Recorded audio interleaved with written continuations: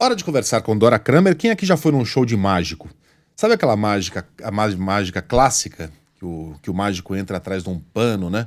A assistente segurando ali o pano. No momento que cai o pano, não tá mais ele. Tá uma outra pessoa diferente. A Carla tá tirando o dedo aqui, ó.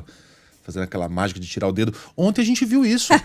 Entrou no Senado um homem que havia acionado lei de segurança nacional contra quem cometia o delito de opinião nos jornais, publicava outdoors com pequeno ruído. O homem que foi ao STF para pedir para que igrejas pudessem funcionar durante a pandemia, não obstante os seus próprios pastores pregarem que Deus está em todo lugar. E de repente, quando o pano caiu, a gente viu um jurista, um defensor ferrenho do Estado Democrático de Direito e das leis.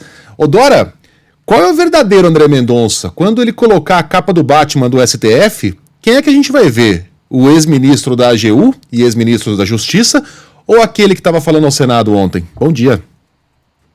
Bom dia, Megali. Bom dia, Sheila. Bom dia, Carla. Bom dia a todos. Olha, Megali, essa, digamos, transformação, ela não foi de repente, né? Ela foi gestada ao longo dos últimos 4 meses. E essa postergação com a qual o presidente da CCJ, Davi Alcolumbre, procurava inviabilizar o André Mendonça, acabou funcionando a favor dele, porque ele teve tempo de estreitar relações com senadores, de esquadrinhar as questões mais sensíveis nas quais ele seria questionado, e chegou na sabatina preparadíssimo nesse aspecto. Ele resolveu não pregar para convertidos, no que ele está muito certo do ponto de vista dele. Ele precisava conquistar quem estava em dúvida ou eventualmente votaria contra ele. Não deixou de fazer acenos, né, para o seu público evangélico e bolsonarista e tal, mas ele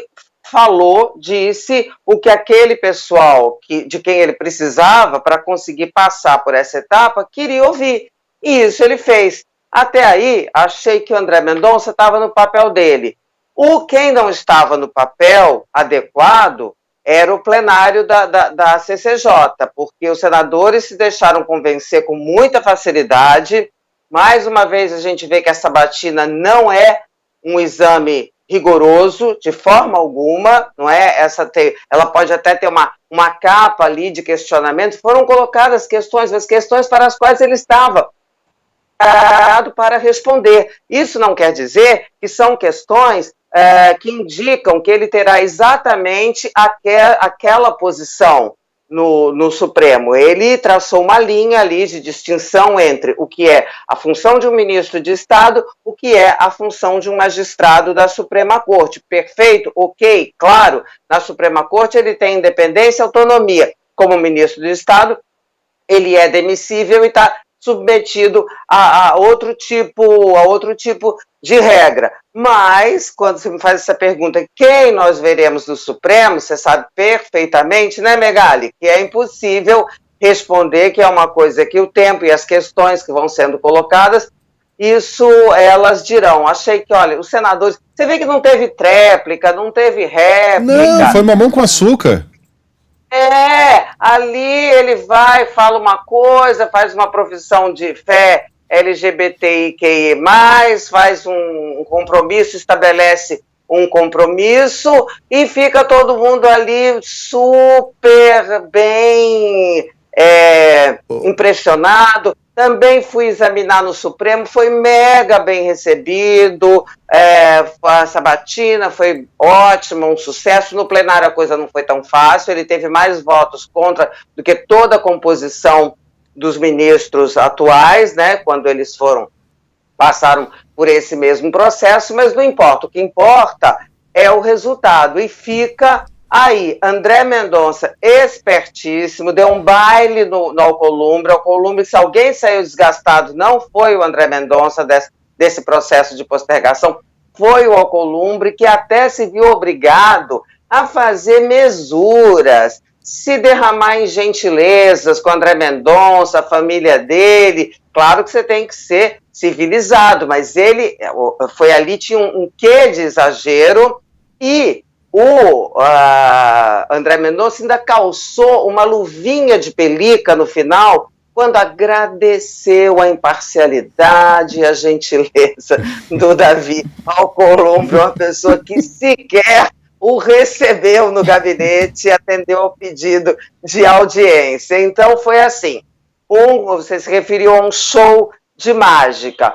O show foi do André Mendonça. Agora, ele, no Supremo, será um dos ministros mais questionados de fora para dentro da sociedade e estreitamente vigiado nas suas decisões, porque, ao contrário do Cássio Nunes, para citar outro indicado pelo presidente Jair Bolsonaro, ele firmou compromissos, ainda disse, não digo aqui palavras ao vento, são compromissos e eu vou cumprir, e será cobrado por isso. Minha pergunta para a Dória é com relação ao placar, mas ela já falou, os dois placares, né? 47-32 no plenário, 18-9 na CCJ. Mas a Dória já falou, né? Foi relativamente apertado, mas era o que a gente esperava, né? Placar, quer dizer, tinha gente ontem ainda falando que ele poderia perder no plenário, hora depois daquela sabatina, ia perder por causa de quê? Tinha a menor coisa. Agora, aí tem o outro lado, né? O pessoal evangélico, o mais tradicional, mesmo não tendo essa questão da religiosidade, pode não ter gostado das, digamos assim, posições mais progressistas assumidas por ele. Também vai ser vigiado por esse pessoal, entendeu? Ele vai estar ali